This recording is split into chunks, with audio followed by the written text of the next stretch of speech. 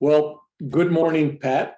Good morning, Bill. And it's my honor to actually get a chance to talk to you. We've exchanged a few messages, and I know a little bit about you, not as much as I would like. And I think there's a lot of people out there that know things about you. Some people I talk say she's a healer. Then somebody else says, no, she's a medium. And somebody else, no, she's a psychic. And so, no, she's a spiritual counselor. No, she's a doctor. She's she's a grandmother. So you're all these things. And I'm honored to have this conversation, because that's what it's going to be, a conversation. First off, we're doing this because both of us are going to be in Wisconsin in November at the All Souls weekend retreat with our good friends, Amy and Jen. And so we want to kind of tell people, well, I can't imagine this. Is there somebody out there that doesn't know who you are? Oh, actually, I'm sure there are a lot. Really? Okay. I've met quite a few of the ladies that we've talked about, not all yet. I have obviously just meeting you today. And this is my, let's see, I went to Lake Geneva. Well, I went to All Souls retreat 2 years prior to COVID. And then we had 2 years off. And then I was there last year and again this year. So I've met Susan and I've met Gail, and of course I know Amy and Jen. I have not met Marla, and I think there's several others that I have not met yet, but I do wear many, many, many hats. Okay. Well, I thought it was interesting as I'm looking at some old films of you and videos and stuff, and you got a habit that combat veterans have. And I don't know if you know that, and you probably have a reason for it. You'll explain to why you do this. But us combat vets, when you come back from combat, you always sit against the wall. You always, the doorway is in front of you, the windows are in front of you. Nobody creeps up behind you. You're always facing. It's kind of a habit you have. But I noticed you do that. What's on it? What's that? And I know you're not a combat vet, not this lifetime anyway. Well, the walls are really far behind me, but depending upon what house I was in at the time that I did the videos, I would have a wall behind me. This one is wide open with gigantic ceilings. Okay, lots of space. And when I trained mediums many years ago, we would go to lunch together, and we'd always have a week birthday lunch. Several of them were all the same week. They all had to sit against the wall. I was the only one with my back facing. Was I actually, as much as I train mediumship, I do not speak to the other side. Okay, so I never had a problem. I was always completely protected. So they always throw me out to the rest of the masses. But if I did do it, I wasn't even aware of it. It was just basically semantics of where I was sitting at the time. Fear, I have none of anything. Never have, and I hope I never will. It's something that I teach a lot. I try to tell people that I have my fear hand and I have my faith hand. And if I focus on this hand closes. If I focus on this hand closes. So of course I want to be in my faith all the time. So faith and fear, they don't coexist. And I do not exist with fear. Well, I was kind of looking at some things, and it seems that you married your childhood sweetheart. That is correct. And so we have something in common. I married over half a century. I don't even want to figure out how much over half a century. We both met when we were 14. So I'm assuming that you got married at 18. So you had to meet at least at 17. Yes, we actually met in 10th grade, but I did not like him very much. When I met him, I still have a little bit of a crackly, froggy voice, but I did very much so when I was younger. My daughter has it now, and he made fun of my voice on first meeting, and that did not go over well.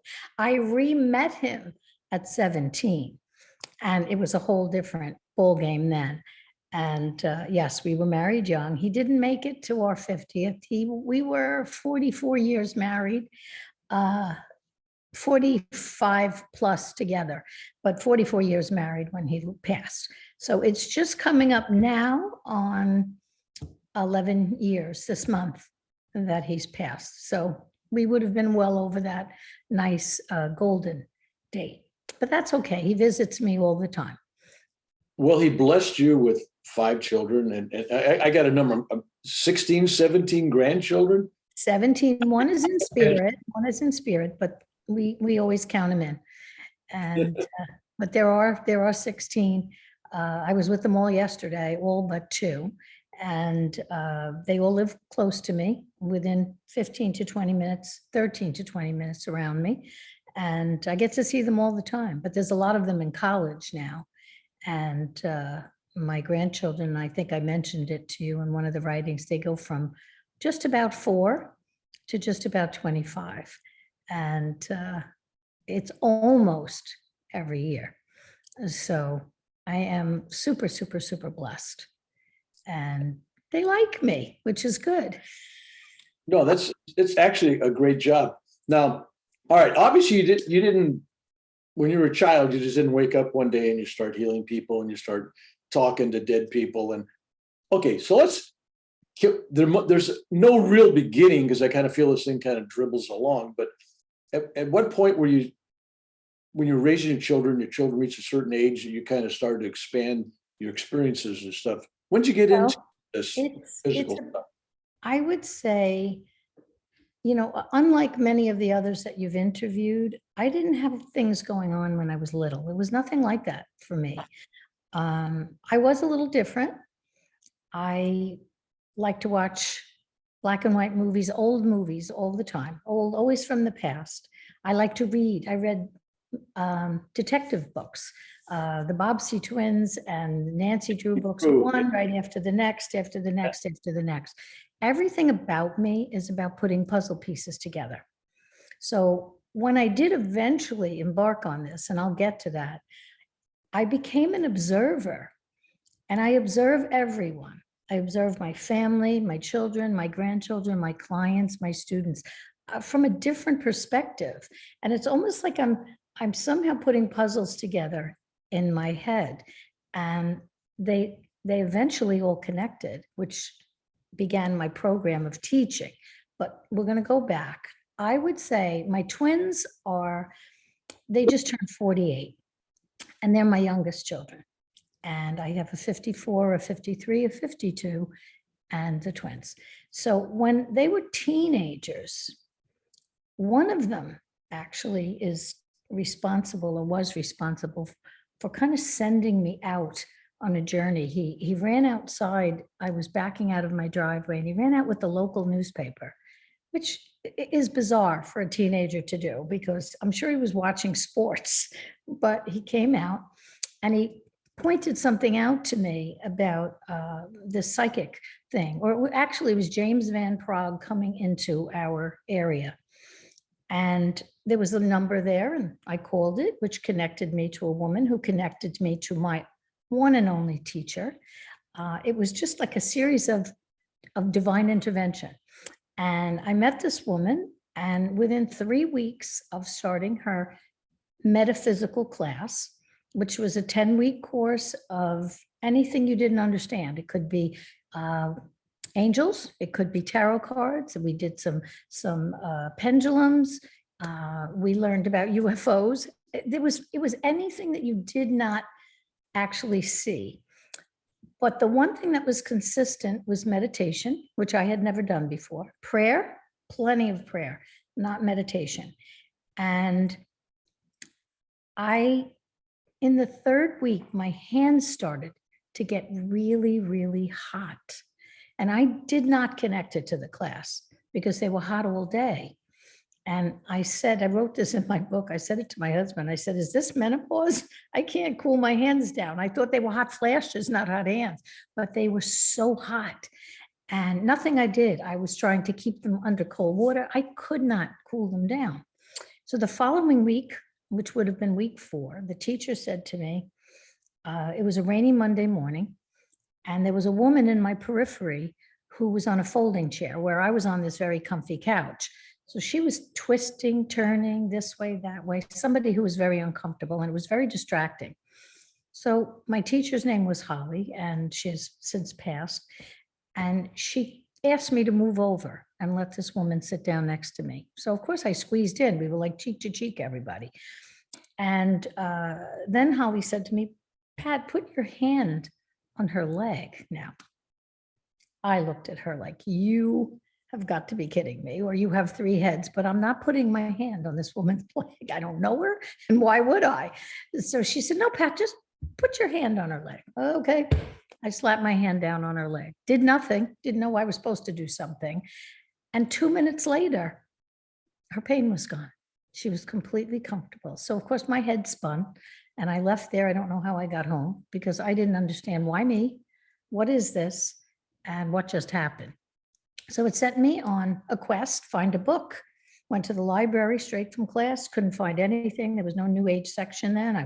Nothing I could find. And then I found one book in a bookstore, which was very helpful. It was called Healing Hands, actually. And I don't know when it was written, but it was obviously around 30 years ago. And it helped me understand that I was channeling energy, and my teacher wasn't a healer. And there weren't any healers in the class that we were aware of. So I really didn't have anywhere to go. And this book it taught me things. It taught me about exchange and value. It taught me that the energy was not coming from me, that it was coming through me, which is a big thing that I teach today. I slam everybody with it. It's not coming from you.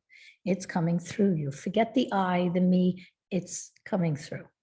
So I began to touch people, and I did it without anybody knowing. A sister, usually my siblings, I had a lot of those too. So, but I would get it. I would take the headache away from my sister and I would get the headache. And then I would take the stiff neck away from another one and I would get it. I said, oh, something's not right here.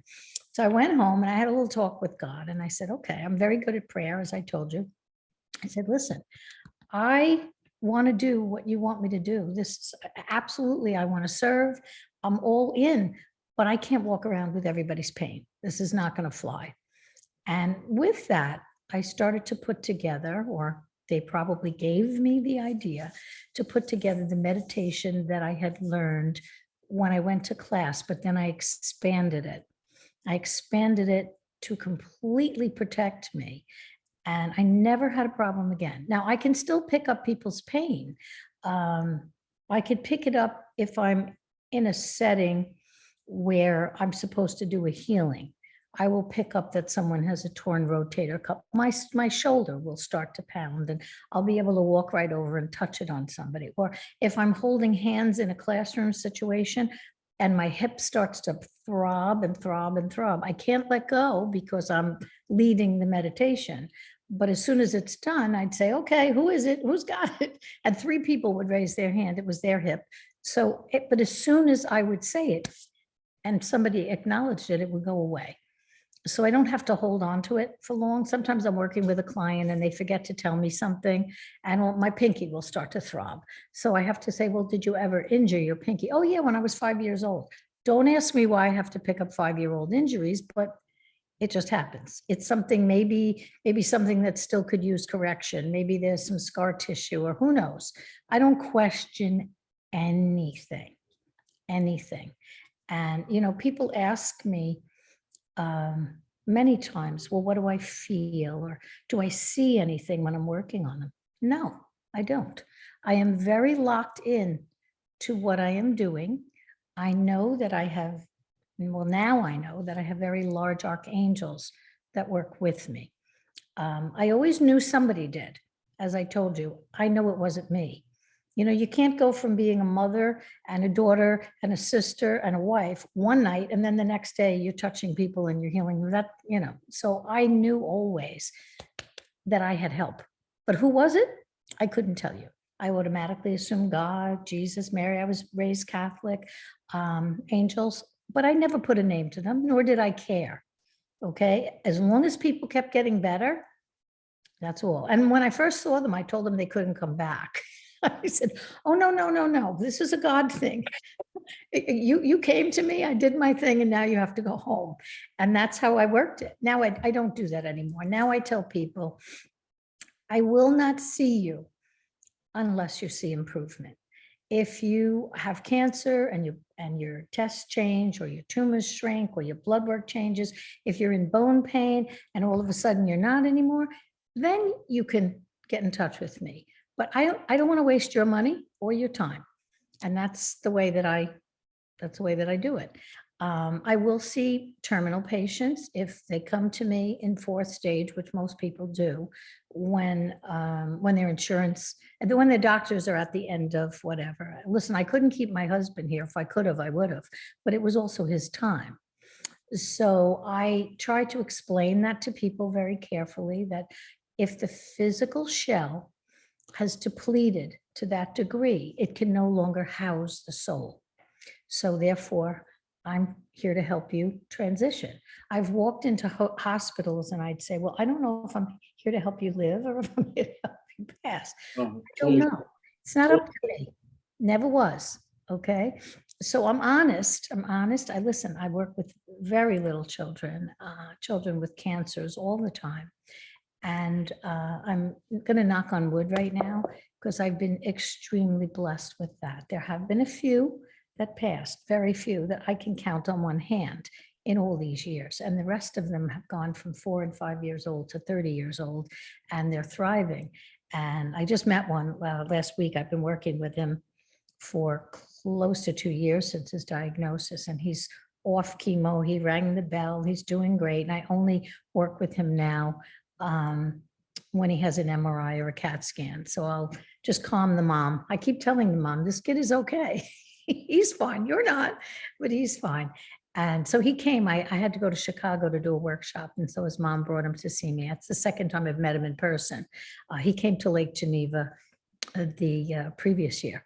And his name is Herbie. And he's the cutest little, he's 6 now, year old. And I work with another little girl, Gianna, who's also, he was brain and bone. She was bone and lung, but also doing great, starting kindergarten or first grade. She's doing great. So, you know, I get the success stories a lot, which is lovely, especially when it's children. But that's just the healing portion of what I do. So what happened was, I started kicking everybody out, as I told you. I sent everybody, I said, no, that's it, we're done. And all I did was use my hands. I did nothing else. Then I realized when a few of them were coming back with a reoccurrence, I need to sit with them. I need to talk with them. I need to research where the pain is coming from. And when I find where the pain is coming from, I always feel it in my solar plexus. They could tell me a story, and if I don't feel it, I'll say, go back further. You're missing something. And I found it in people as young as 10, when they're 28, 10 years old, a pain, a hurt, a woman who was 60, something that happened at 17. You just don't know where it's coming from, but it just eats you up inside. And that's probably the biggest question that I could ask a person. What is eating you up inside? Literally. And that will usually find the cause. Sometimes, again, it's so deep they're not even thinking about it. But so I started to counsel. And when I started to counsel and then do the healing, people stayed healed. And I then would teach them how to heal that, how to forgive it, how to understand that these decisions were made as souls, and that we're here on this planet in Earth School to evolve our souls. And the only way to evolve your soul is through challenge. Okay, but you have to learn from the challenge. So this is where the detective work came in, and I started to teach. Then I said, well, I was only teaching one-on-one. I said, well, if I could do this with one person, why don't I just teach a class and I'll teach them how to balance? And if I could teach them how to balance, they won't get sick and they won't need a healer like me. I was putting myself out of business, but that was okay. I wanted them to learn balance.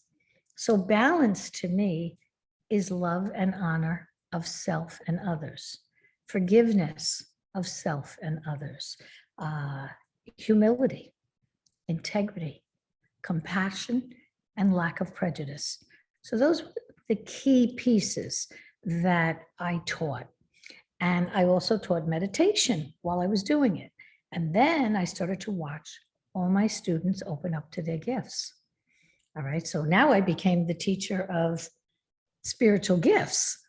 And even though I may not have had some of them, it didn't matter because I could see and I could observe and I could watch different things happen in front of me. And next thing you know, I had so many psychics, mediums, healers, numerologists, astrologers. They were just coming at me from all directions.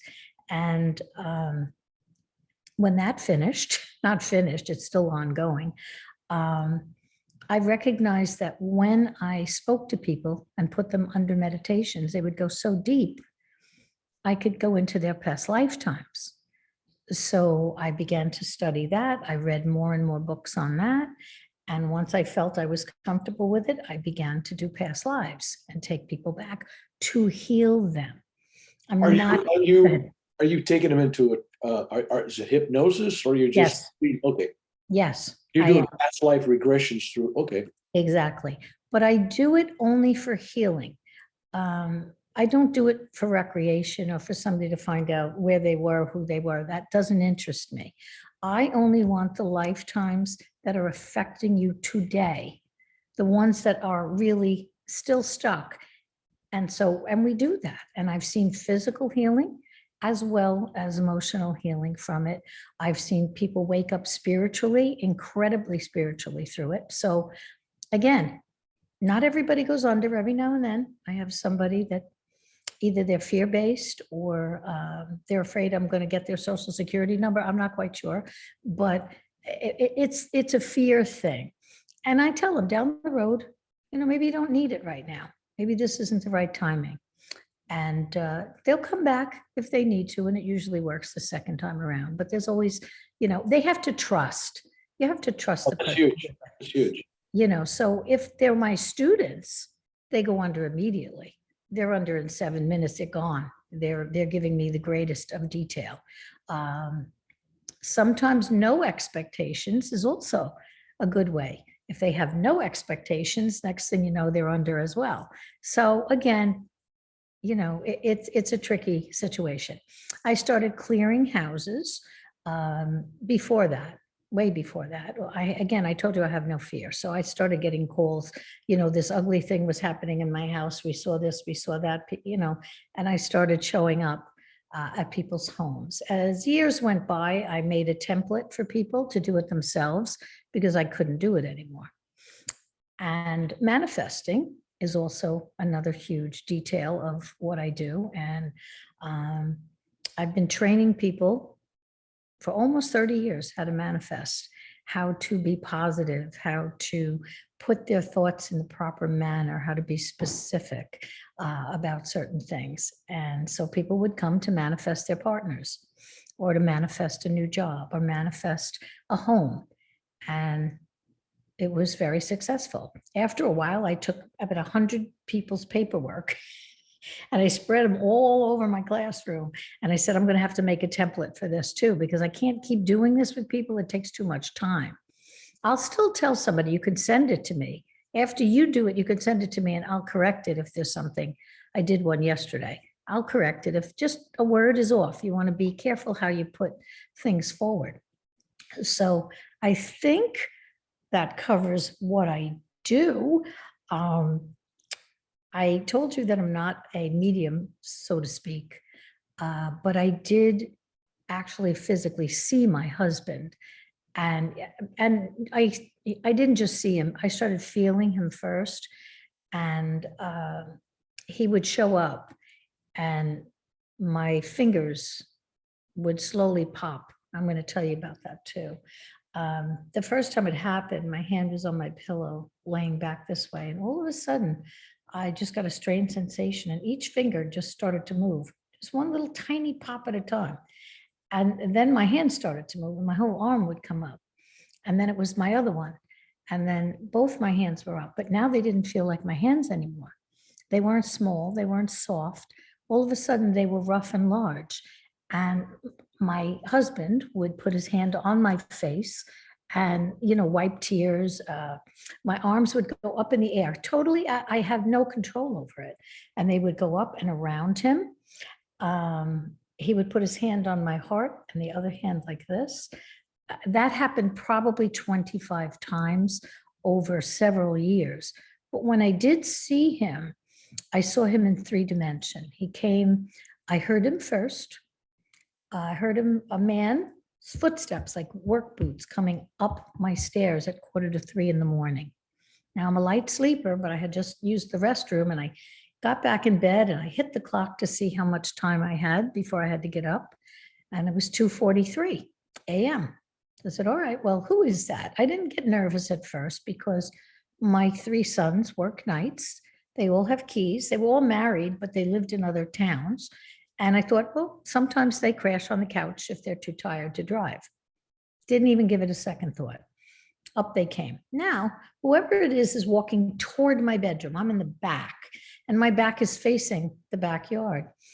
And they're coming my way. So in my head, I'm thinking, that's really annoying. They're going to go in my bathroom, but they could have gone downstairs. So here my head's running with all these thoughts, but they don't go in the bathroom. They walk from the carpet to my wood floor. Now I know it's not my children. So I assume it's a home invasion because my kids they would always knock or say, hey, Ma, you up? Or usually they called me and they would say, you know, I'm going to crash there. So now I know I'm in trouble. So I'm looking to my left to see what do I have to defend myself. Now, mind you, I'm in a full motion waterbed and not easy to get out of, okay? Because in order for me to get up, I got to kind of bounce. And I had a little phone, probably weighed about 5 ounces. And my lamp was plugged in behind the waterbed and the air conditioner was in the window. I'm on the 2nd floor. I'm not going anywhere. So now I know I've got to see what I'm facing. All right. I have to prepare myself for whatever it is. So I pulled my comforter in really tight. And I'm over on my shoulder and I gave a little peek with one eye. And there my husband stood, larger than life, wearing a red t-shirt that he got from Father's Day from my daughter, that he just loved those. She always got him a bathing suit outfit. He didn't like the pool, but he loved the outfits. So he was standing there and he disappeared quickly, but I now was comfortable. And he walked around. He continued to walk to my side of the bed. I would say he stood there for approximately 10 seconds. And then he walked around and I heard the covers come up and he got in the bed. And I turned over and there was actual physical presence there. And I was able to put my arm over him. And it lasted maybe 10 to 15 minutes. And then it just kind of dissipated and I went to sleep. So he's around. He's always around. I've smelled his cigarette smoke. He knows I was always sensitive to it, more like an allergy, and he never smoked in my presence. But right after he passed, I walked right through a whole cloud and I said, are you kidding me? That's what you're going to give me? But it's a definite calling card, you know, and I'm well aware when he's in the vicinity. And my students see him, clients see him all the time. He's always standing behind me or he's helping me with somebody. And now I actually send him to my clients, to my students, when they're stuck or they're having a problem. I tell them, you ask for my husband and he will come.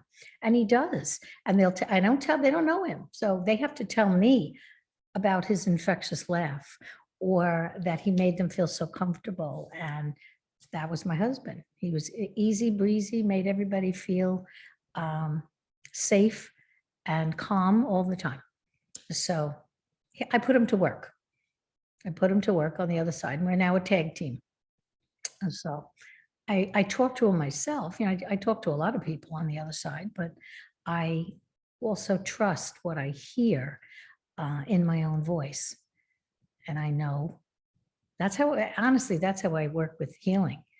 I get storylines. And in my book, I talk about all the illness I had as a child, all autoimmune, one after the next, after the next, after the next. And it was so bad when I was about, I'm going to say 35. I have to time it out. My twins were 12 when I noticed it first. And all my joints, I had psoriatic arthritis on the right side of my body severely. And it went from joint to joint and they would throb and swell. And when it finally hit my hip, I couldn't even sleep at night. And I went to a rheumatologist who confirmed that I was my x-ray showed bone against bone. And at that time, they gave me a shot. I had had one in the elbow too, but gave me a shot in my hip, and medicine that was very, very dangerous. Medicine and a video, two medicines, a video to go with the medicine that was going to eat the hole in my stomach lining. So after I saw the video, I said, nah, that's all right. I'm not going to do this. And I didn't. I never went back. And when I began to heal people, everything went away. Everything. I still have bumpy knees. You could see it, absolutely, but I can roll around on the floor with my grandkids. I can run down a hill. I can push them on bikes. There's nothing I don't do. They'll climb on my back if we wrestle. And but it was amazing. My asthma went away. The psoriasis, the psoriatic arthritis, the sinusitis, pneumonia that I had 6 times. I stopped. I never had pneumonia again. I never had bronchitis again, ear infections again, and they were chronic. And I'm sure there's more. IBS, that was gone. Migraines, that was gone. Everything just disappeared. So I try to explain to healers today that if you understand that the energy is coming through you first, why wouldn't it heal you? Why wouldn't it heal you? Okay, it's got to go through me to get to you.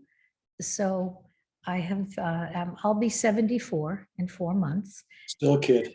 Yep, still a kid. Still a kid. I always said to my husband, we're 18 in mind, it doesn't change. I'm not 18 in mind anymore. There's some things I won't do, but I definitely do not at all feel what I should feel at my age, or could feel. I shouldn't say should feel, because nobody should feel.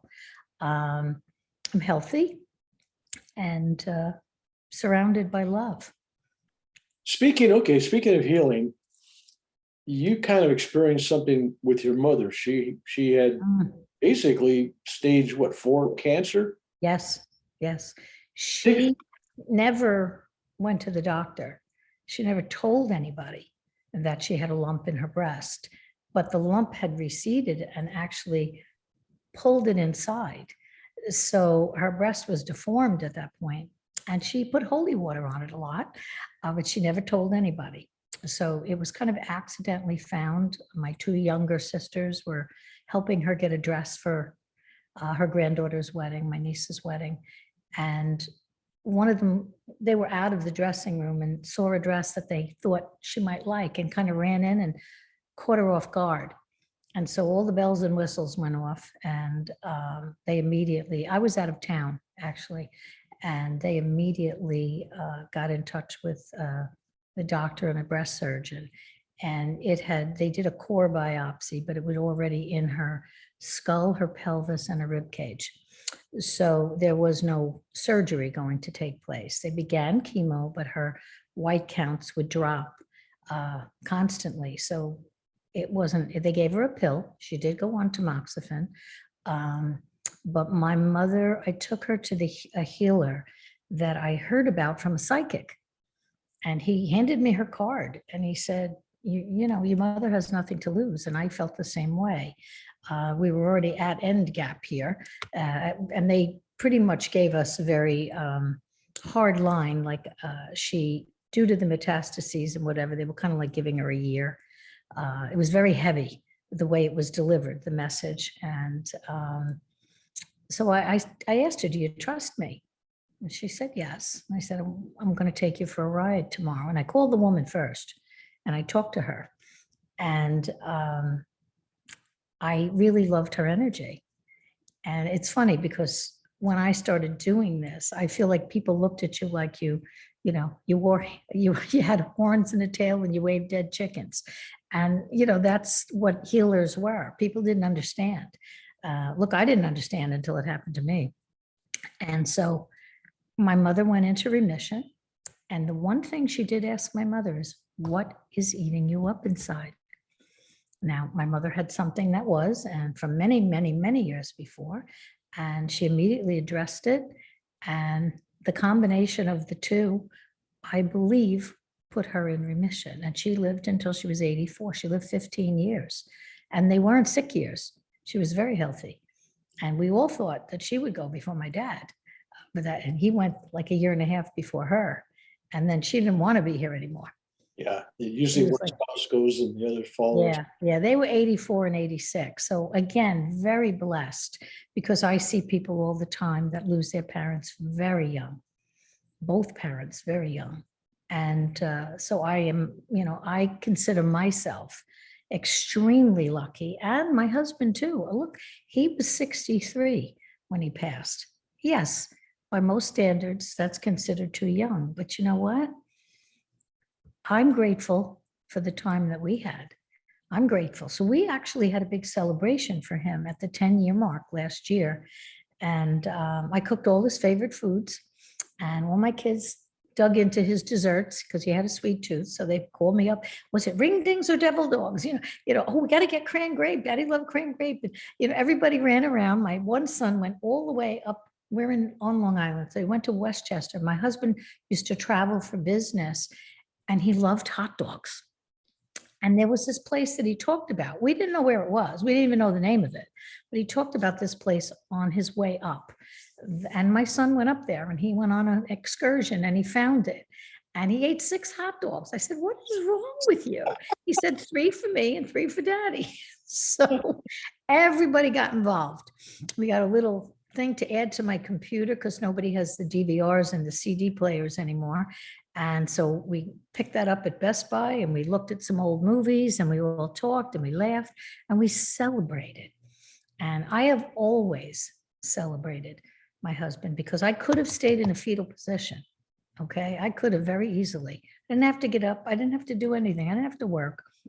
But I decided that my children and my grandchildren needed to see how I process. And we needed to talk about Papa. We needed to talk about, and so now we laugh all the time. And we still talk about Papa all these years later. And my little ones that were not born, he was here he missed the last 4. And one other she was only 3 months when he passed. He did hold her, but he did miss the last ones. But everyone has the same picture in their house. We all got him in a tuxedo from one of the weddings. And the little ones all know that he's Papa Senior. Okay, so that's what my son called him. He called him Papa Senior. So he's Papa Senior, and then they have their other Papa. So they know. I have a Papa. We had clothes. All of his clothes were made into teddy bears. One of my daughters had like 23 or 24 teddy bears made. One for his mother as well, out of his clothes. And I have his bathrobe. So the kids know they get to sleep with Papa Bear when they're in their playpen. And, so everybody knows Papa Bear. One way or the other, they've got Papa Bear or Papa Senior and stories. So we keep him alive in different ways. And he's always looking out for them. I have some very gifted grandchildren as well. And one sees him all the time. And she's been seeing him since she's 10. She's 17 now. And she sees many others as well. But I've already trained her to have boundaries. And she doesn't have to do this right now. She's getting ready for college and the proms and the boyfriends and all the things that you want them to experience. There's plenty of time, but she'll do a great job. She's going to be a doctor. She'll do a great job because she's got skills beyond skills. And the other ones, we'll see. I teach about anxiety. You probably know that already. I eliminate anxiety from people. Let's talk about that, because it seems like that seems to be a thing when people are breaking into this, when they're trying to discover their gifts. There is that anxiety. What's that about? Well, it was an observation. I was healing anxiety prior to the observation. I was just healing it based on what I was doing with my guides, my angels, whoever was working. But it was actually Teresa Caputo. I trained her. I started with her in 2001. And it was when I took her to do readings at a hair salon. And believe me, she fought me tooth and nail because she didn't think she was ready. She didn't even believe this was true. And I calmed her down on the ride. I mean, she stuck her nails into my arm. I had to drive off the road for a little bit and calm her down because she still had anxiety. So we got there, and when she finished, there were two girls. I had two girls with me, and they were both doing readings. And when she came out, she put her hand on my arm, gently this time. And she said, I feel whole for the first time in my life. And this is where the anxiety began to dissipate. So I said, aha, there's more to this story than what I thought. So I had investigated anxiety deeply because my nephew had it severely, social anxiety. And I sat with him one day and I listened to the intensity of what he had to tell me, of what it felt like for him to even walk into a space without somebody with him, attached to him. And I knew the depth of it. So I said, I've got to figure out a way. And then when Teresa said what she said, I started to really pay attention. The next thing I put together is that hormones are involved. So puberty is when anxiety, it's when spirituality rises in puberty. So I will ask a lot of questions. Look, children, adults that you've talked to, especially some of the ones in this program for All Souls weekend, they had experiences when they were very young. Yes. Which I come across all the time, as young as 2. If they can talk to me, they can tell me about their past lives and other things. So it's very common for them to see things because they're still connected to the other side when they come in. So they still remember certain things and they see certain things. But when they get to puberty, things change. If they had anxiety, they start having panic attacks, or they become withdrawn. They'll become the wallflower. They don't want to be in the center of anyone's attention. The ones that do will be the class clowns. Now they insulate themselves in a bubble. Okay, all right, so they insulate, but they're not comfortable in their own skin. Okay, but people can laugh with them or at them. It doesn't matter. They feel accepted.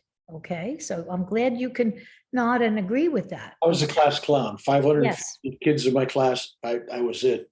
Well, Voted. I mean, that was it. You were voted. Okay, so Yeah, this is how it works. And it's very difficult, but they have found a way to at least feel accepted, but they're not comfortable. Not comfortable. All right, the anxiety is still there. So now, then there's the kids who start cutting themselves. The boys, the girls mostly cut. The boys usually wait till they're able to get tattoos. It's something about the sense of feeling. They don't understand what they feel. So the cutting element somehow makes them feel it. I can't fully put it into words, but there's a pattern. And I've seen the pattern over and over and over again. One was my nephew, not the one I talked about, his son. So my grandnephew, who's a medium that I've trained, he's also a healer, but he's covered from head to toe with tattoos. And his father is as well. And he also had anxiety. He's the one who taught me about anxiety, but I didn't know what I knew. What I know now, I didn't know then. I did help him to get rid of his anxiety, and he has, and he was successful at it, and it's wonderful. But the cutting, the tattoos, the next thing is alcohol and drugs. So whichever, if you're lucky enough to not be too sensitive to it and get out of high school without being a drug addict or an alcoholic, it's all because you're trying to figure out the feelings that you're feeling. You don't understand it. Okay, so then there's suicide and suicide attempts. Okay, this all happens in middle school and high school. So people don't even realize. It depends on where you are in puberty. Now puberty has changed. It's not 11, 12, and 13 anymore. It's 8, 9, and 10. Okay, and I believe that's from the hormones and the fast food. Yes, I agree with you. So the 8, 9, and 10, it's hard to explain all this to an 8, 9, and 10-year-old. So all I do now is I just get rid of the anxiety. I empower them with maybe a superhero. And maybe I'll have a 6-year-old and I'll say, oh, who's your favorite superhero? And they say Spider-Man. Okay. So Spider-Man, I'll say, well, what would Spider-Man do if somebody came in their room at night when they were sleeping? And so then they go into action and they, show me the webs and so on and so forth. And I tell them, well, that's all you have to do. Anybody comes in your space that's not supposed to be in your space. It's your room. Nobody's allowed in your room if they're not from God's light. So, I just empower them. And then I say, bring them back to me when they're 16. Then I'll have something to talk about. And they do. And they do. They come back later on. And I teach them what I couldn't really teach them when they were little. But I teach the parents. The parents learn. I said, you need to know this. Don't take them to the psych ward. Don't get them full of medication. Listen, I love doctors. We need doctors. We need nurses. We need the medical field for many, many things. But anxiety is metaphysical. It's not medical. Not that I haven't found it yet. I haven't found it yet. So I just teach them. I give them tools and it stops. So, it's one of, I'll say, what is the word I use? That's my wheelhouse. That's my wheelhouse. Yeah. It has become my wheelhouse. The book that I wrote is called The Gifts Beneath Your Anxiety. And people come to me all the time, including Teresa Caputo, not having the slightest clue that they have gifts. What they do. And once I'm able to open that door and help them understand it, and they start to practice, surprise, surprise, listen, I have probably, I'm now working in 45 countries to the last time I counted, and everyone is coming to me for anxiety and spiritual gifts. And they're all different. Haven't you found that this new generation, this younger generation, because I'm getting people all the time, their 20s or their parents coming to their children, but young girls that are beautiful. If you see a photo of them, you go, in the world, and they got a college university degree and they got potentiality, and yet they're falling apart. Oh no, it's awful. Listen, in 2012, now I started long before that because I was meeting indigo children that were 40 years old, a long time ago. And in 2012, something shifted. And I believe that every child that was born came in open from that point forward. Now, you also have all these letters. You have, everybody's got ADD, ADHD, OCD, ODD, PDD. I think I can't even say them all. Yes. But these are these very gifted children. And unfortunately, the teachers today or the education system, they don't understand that these kids are highly, highly sensitive. I talk about the children with autism. Now, everybody, according to stats now, is being told they're autistic or on the autistic spectrum. It was Asperger's, then autism. Now they've wiped out the Asperger's. Everybody's autistic. Everything to them is like nails on a chalkboard. Okay, they are that super sensitive. And I talk about this vest. I think it's called a weighted vest now, but I called it a hugging vest when I heard about it, that many children with autism that don't like to be touched, they wear this and it calms them down. Well, it's calming their solar plexus. That's what it's doing. It's covering their solar they're doing that for animals too, to calm them down. Yes, the thunder vest. I never understood the concept. So it does. It calms them down. If anyone that you meet has anxiety, watch and see. Ask them if they fold their arms, because they're covering their solar plexus. Their guides are saying cover and they don't even know it. A woman will walk through a street with a purse, a handbag right here, holding it. If they put a pillow in front of them, when they're sitting around hanging out with friends or family, they will put something in front of them, or they'll pull their knees up, wrap their arms around their knees. It could be a blanket. I have taught so many teachers to test this theory. Stand outside the classroom. Now, mind you, the first guy I told this to was right after Teresa went on the air. So that was in 2011. And he called me from Canada, and he was a teacher. And he said, it was so big. I said, what grade are you teaching? He said, 7th and 8th. I said, oh, dear Lord, you're in hormone hell. And so I said, all right, so stand outside, let everybody come in the class. See how you feel when you're by yourself. Then walk in, face the class, see what happens. Then put a book in front of you or turn your back, fold your arms. Test me. I said, test me. And he wrote to me, he said, look, I haven't been to a concert in 30 years. He goes, I just went to a Madonna concert. And he said, and I was 98% anxiety free. And I said, that's because you were worried, 2% of you worried that it wasn't going to work. But it does.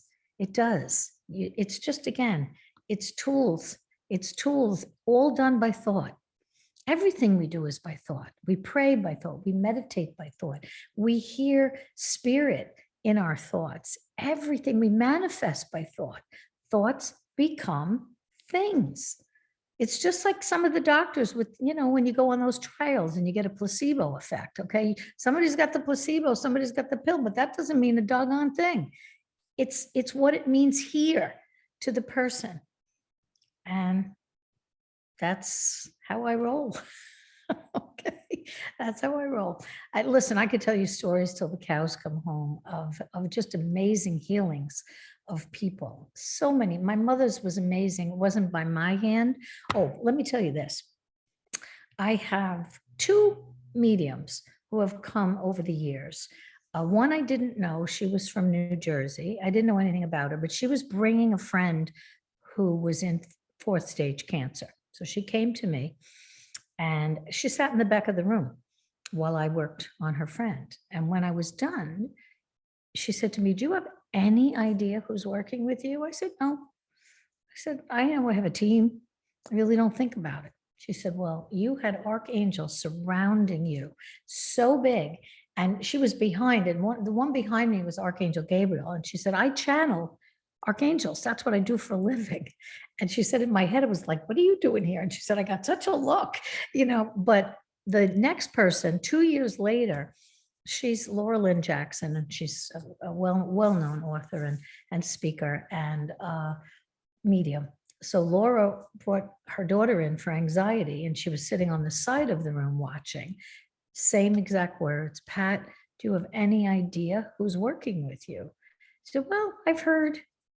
She's, well, she said, they're larger than your room. They actually go through the ceiling. She said, they're so big. But she said, what happens is that the energy comes out of their hands. The light comes out of their hands into my head. And then it goes through me, comes out my hands into the person's head in front of me, which is exactly what I do. I do everything over somebody's head, standing behind them in a chair.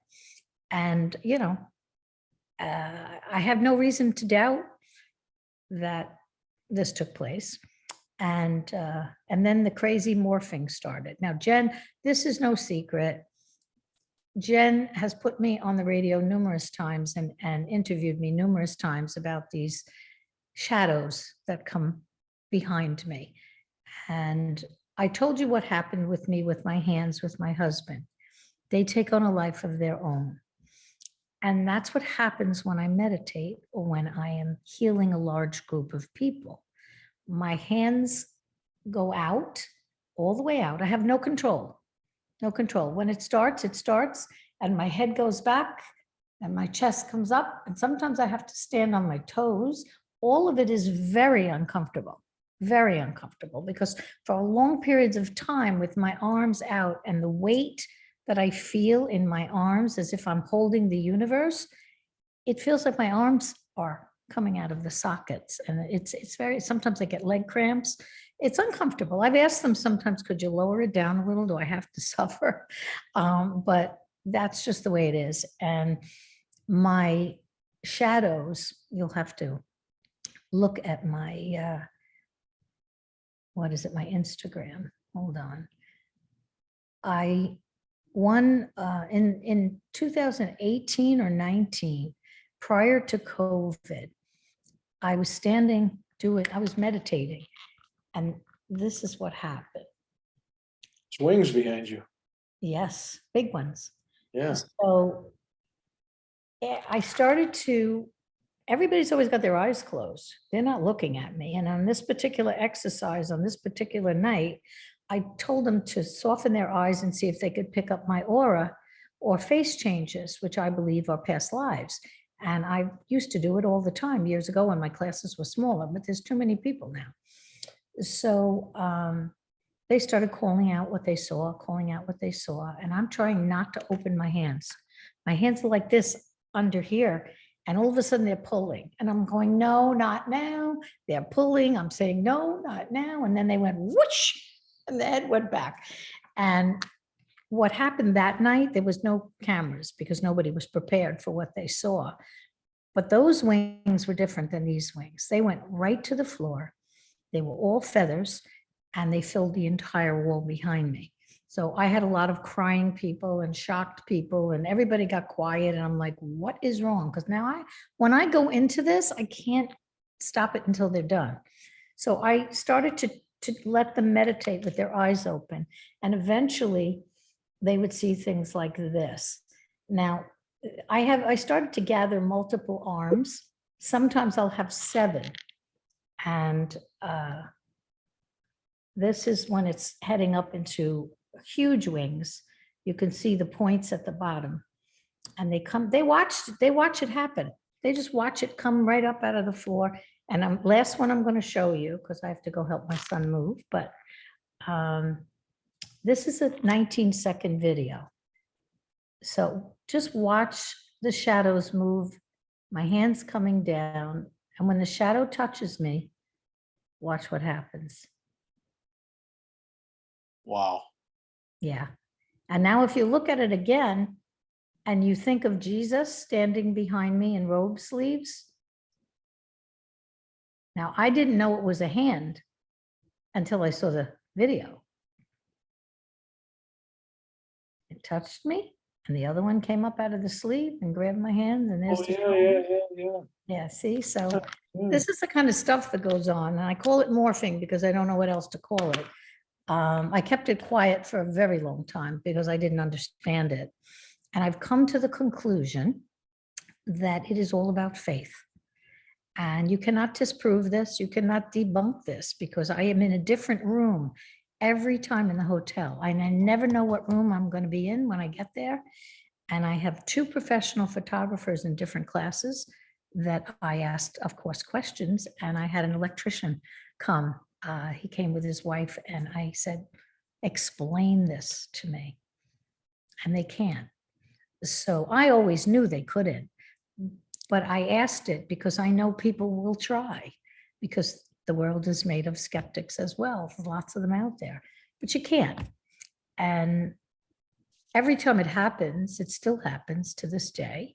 I don't see the shadow because I'm by myself and nobody's taking my picture. But when I'm in, I think I would have to have a certain, background behind me, something plain.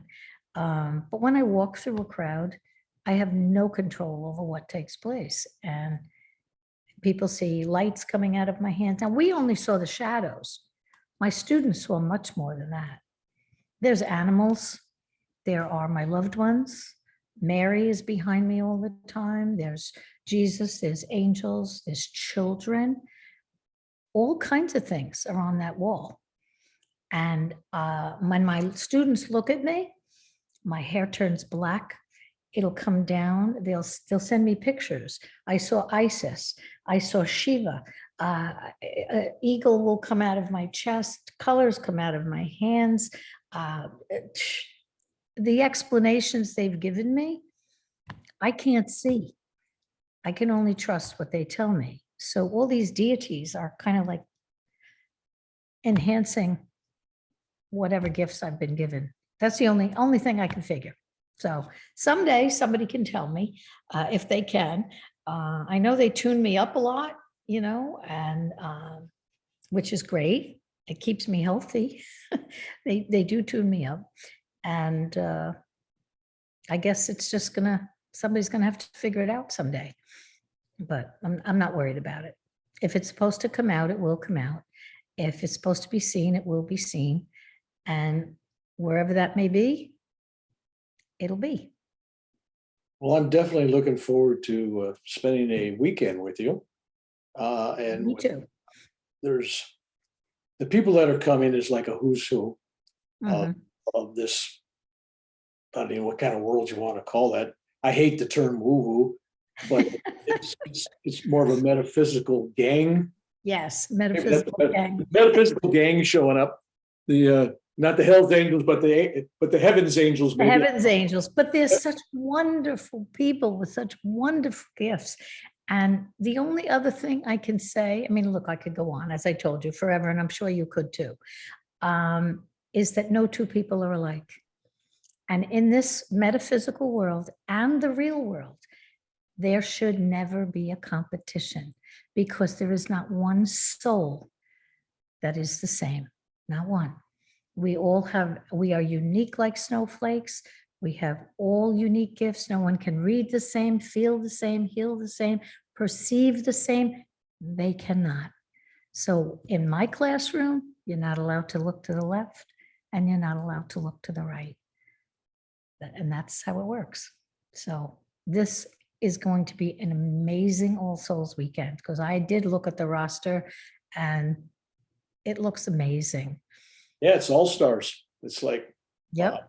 I'm even impressed. I don't know why they got me there, but I'm there. Because you're supposed to be there. We're all exactly where we're supposed to be. Yeah, I'm just a simple guy, and so I'll bring my simple tools, and I will be there to give whatever I can. And I appreciate you spending your time. Is there a last piece of advice or a pearl of wisdom you'd like to drop? Oh, Lord, Lord, Lord, Lord. Well, that one was a big one. If everybody understood that, what a world we would live in if we just lived with our hearts and love and didn't live with competition and comparison. Again, in every field, there's ego, ego, ego, including this field. And it shouldn't be. Yes. It needs to be knocked out. It needs to be knocked out. And that's not going to happen until people recognize that we are all one. Well, you hit it at the beginning there, someplace when you basically said it's not you, it's flowing through you. It's like the waiter getting credit for a great meal at the restaurant. The waiter just served you. You're just like a pipe, a conduit.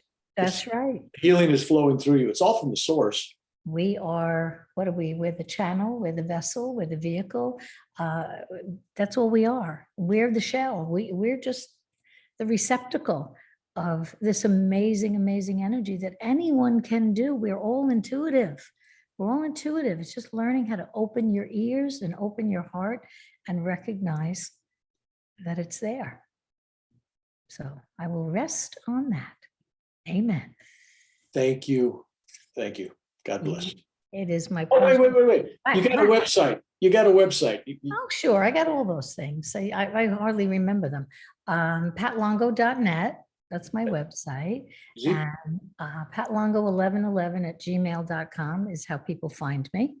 It's the best way, actually. I have an assistant that peels through everybody and sends them to me. All right. All right. The world knows where you're at now. You can't. Well, they can't listen. They find me no matter what. And if I told you that spirit advertises me, those stories would take us another hour as to how people find me through spirit. So I don't worry about a thing, because I'm always going to be full. Never stops. Okay. All right. Love to you, Bill, and I'll see you soon.